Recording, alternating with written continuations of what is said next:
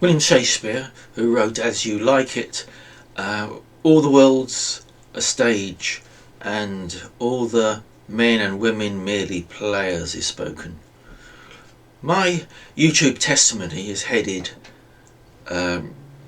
with the word act in capitals, as I want to emphasise it as being two meanings which will become clearer as you listen to my explanation. The way I turn my life round and enables me to live life to the fullest while having ASD is my personal story. I would emphasise I'm not saying this is the cure, but it may not work for you. It worked for me, but do have a try. You've nothing to lose really by it. Well, I was born in 1947 and up to early 1996 my life was difficult. I'll be giving further information about the difficult days at school and work, and where my lack of social skills limited me to not making friends. Mind you, I did have four close friends from the age of 7. We met at Sunday school. Richard, Brian and Malcolm, and later at youth club Chris and Tony joined our little clan, as we called ourselves. We spent a lot of time together, and I felt safe with their friendship, free from extreme worries. Other times they all got married in 1998, except Malcolm, who sadly died of cancer, which hit me hard. I was lost, and ASD made me withdrawn and unhappy. Yet I was involved with a church group and a member of the Young Conservative, but didn't sort of really get too involved with people there. Had a few girlfriends which didn't last. I was an antique furniture salesman in a London department store with a poor sales record, as I found it very difficult to approach customers. I had a great knowledge of antique furniture, and customers I did serve liked me and came back for more stuff. Looking back at my social life, also my obsession with antiques would lead me to bore people silly. One of the problems was having Asperges. Back then I'd never heard of Asperges and all those other things. I know now that I've got these things, but I was puzzled and wondered why I was different. In 1975 I was walking down the road on the way to my parents' home where I lived, and stopped and thought to myself, I cannot go on like this. I'm going to change. Whatever it takes. I want a better life than this. The next day I approached a fellow employer of the company who I knew was very enthusiastic and a very sociable person. And I said to him, what can I do to be enthusiastic as you are? To which he spent time saying that he used to be very shy, and then he went to a Dale Carnegie course called Effective Speaking and Human Relations, and his life turned around. He told me they ran courses in a hotel in Park Lane, London. Well, I enrolled and was terrified as I approached, but when I entered I was soon put at ease. They recommended 2 books. Dale Carnegie wrote in 1930s, How to Win Friends and Influence People and Stop Worrying and Start Living. I then popped down to Foyles the next day and purchased the 2 books. It is with this course of training, these books and other reading, a little of other reading, that helped me, plus ideas of my own, and instead of having the worst records, after a while I soon had one of the best sales records in the companies. And also I found it was easier to meet people and chat to people, and there in 1996 I met my wife-to-be, Jenny, and I've been married together very happily for 46 years. What I've put together is a mixture of the courses I have attended, the books I have read, and my own ideas. These two Dale Carnegie books, How to Win Friends and Influence People and Stop Worrying and Start Living, can be found free on YouTube. Follow this course of action I'm about to present to you, and it might be helpful whether you have ASD or not. First, you need to act, and that's in the case of a theatrical meaning of act. This is what I'm going to teach you. The first one is easy. You want to, because you're going to be talking for 1 minute only about a topic you're most interested with. So with me, it's just it's antique furniture, and when meeting people, I often bore people silly about it. Well, that's in the past. Hopefully I'm more interested now, because I will just briefly more talk about it and then find out what the other person's interested in, and it's not just a one-sided conversation as it was before. I'm going to give you an example and then get you to use your subject, and I'm going to do 3 versions of the same story. During each version, you need to, where possible, talk about in terms of the other person's interest. Dale Carnegie's advice was to sort of act enthusiastic, and you'll be enthusiastic, and to say that regularly. Even use that as your mantra when you're meditating. Act enthusiastic and you'll be enthusiastic. It really does work. Right, so I'm going to tell you about antique furniture for 30 seconds in the ordinary fashion. The second is exaggerated, over the top version, and the third is something between the two, and you should communicate it to people. Let me show you. I'm crazy about antique furniture right from the early age when I visited my great uncle's house in Llandudno. I just loved the antique furniture he had. My favourite wood was in oak. I loved the heavy Elizabethan dining tables with bulbous turned legs and 4-poster beds in wood, in oak. I like the big bed of ware, which is in the Royal Albert Museum. It's a magnificent example of Elizabethan carved furniture.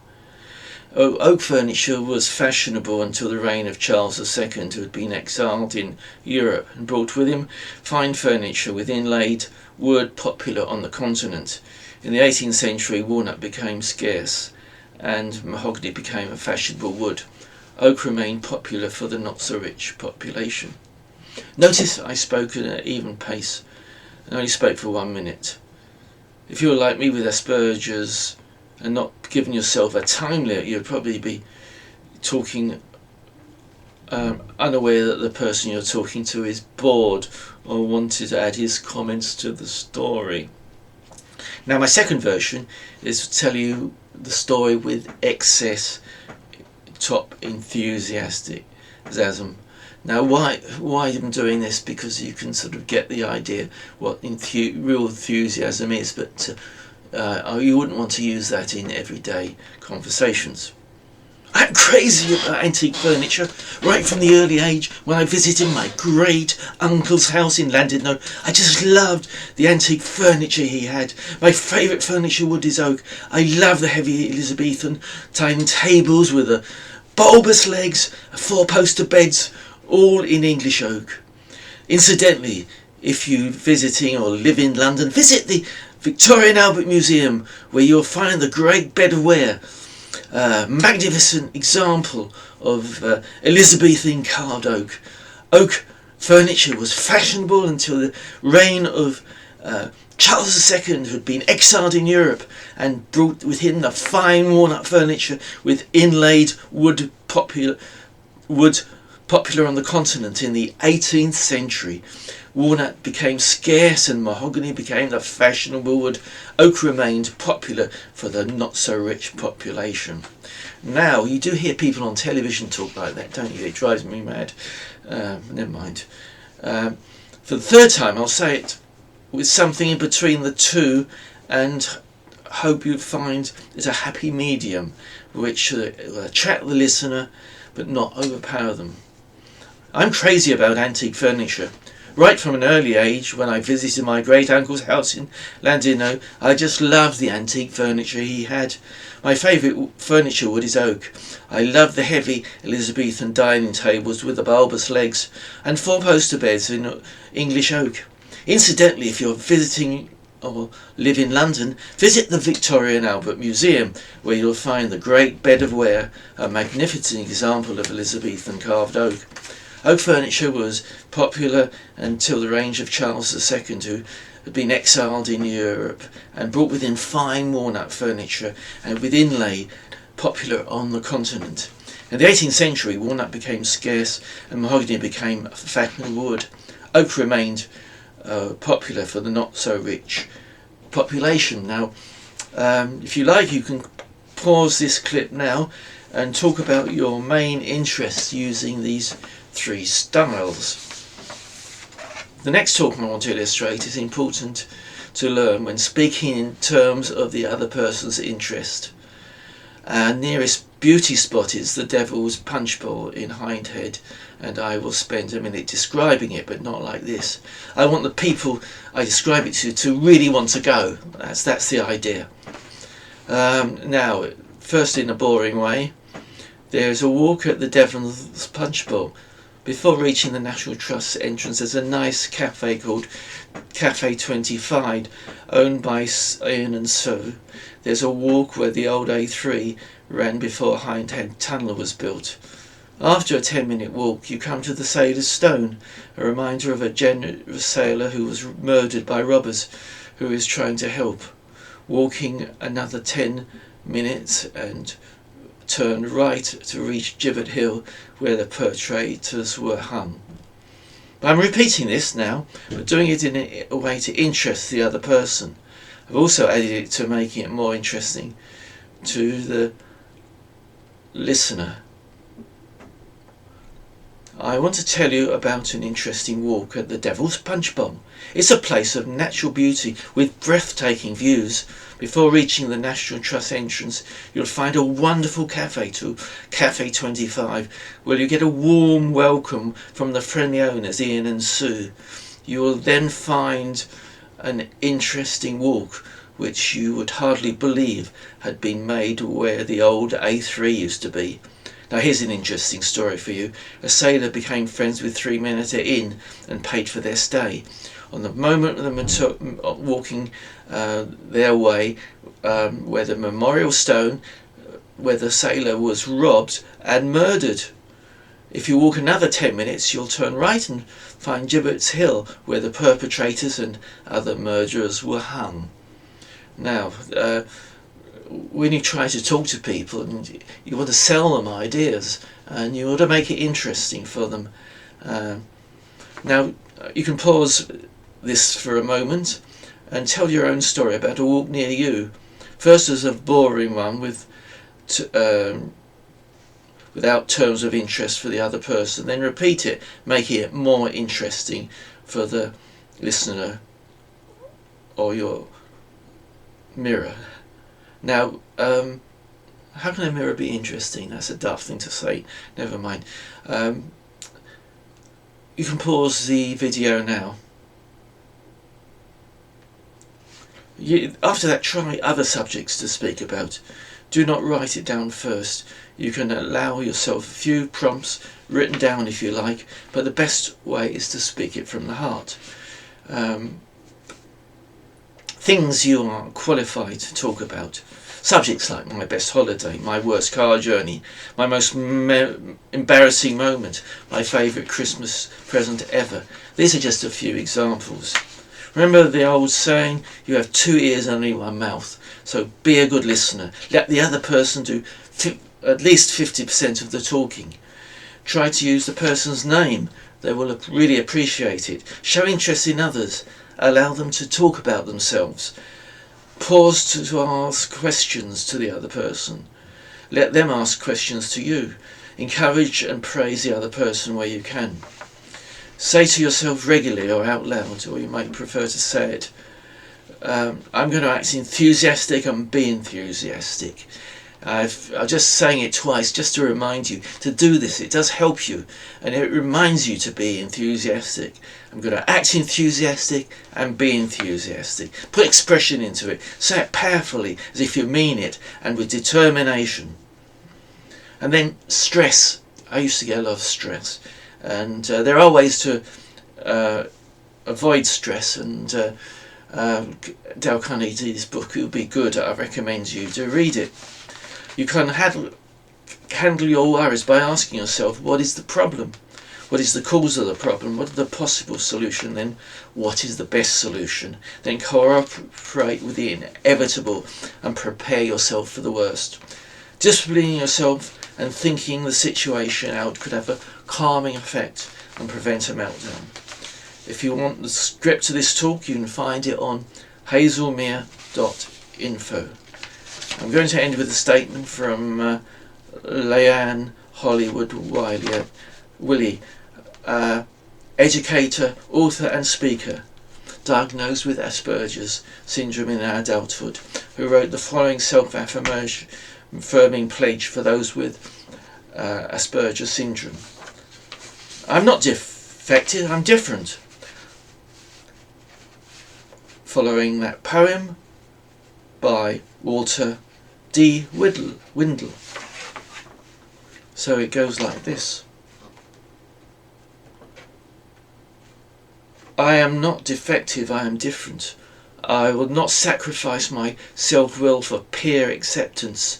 I am a good and interesting person. I will take pride in myself. I am capable of getting along with society. I will ask for help when I need it. I am the person who is worthy of others' respect and acceptance. I will find a career interest that is well suited to my abilities and interests. I will be patient with those who need time to understand me. I am never going to give up on myself. I will accept myself for who I am. Are there disadvantages to a diagnosis of Asperger's? Yes, but not as many as the advantages. And then by the other writer, if you think you've beaten, you are. If you think you dare not, you don't. If you'd like to win but think you can't, it's almost certain you won't. Life's battles don't always go to the strongest or fastest man, but sooner or later the man who wins is the man who thinks he can. Please subscribe and think about this poem, and I'll repeat it again. Life's battles don't always go to the strongest or fastest man, but sooner or later the man is the man who thinks he can. Thanks for listening.